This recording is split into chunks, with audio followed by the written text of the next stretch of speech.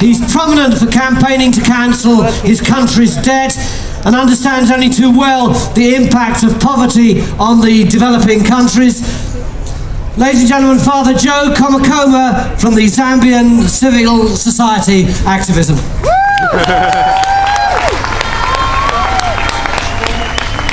Well, good afternoon. There are those who may think that climate change is a fantasy. But for us in Zambia, it's a worrisome reality as we have begun to experience adverse weather changes in the last few years.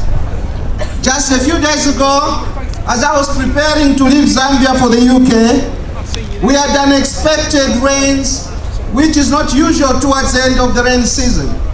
We now risk having the current crop of our staple food, maize, being damaged by having too much water during this time of the year, thus not allowing the crop to dry as it should.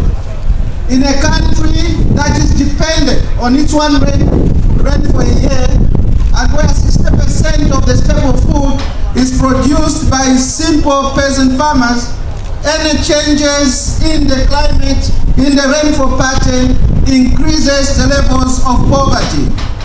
And this will happen on top of the financial crisis, as we have in the past 3 months already lost 3,000 jobs in the mining sector. The poor have done very little to cause climate change and the financial crisis, but are suffering the most from the consequences of both. This is a situation of injustice that cannot be allowed to continue.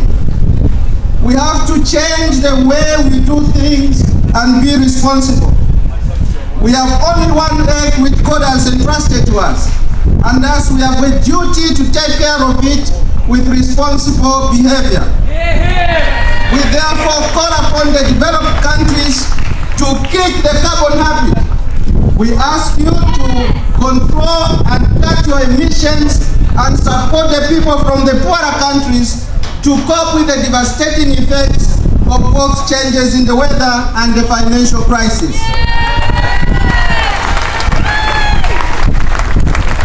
Since the poor are not causing climate change, it is incumbent upon those responsible for these changes to take action now.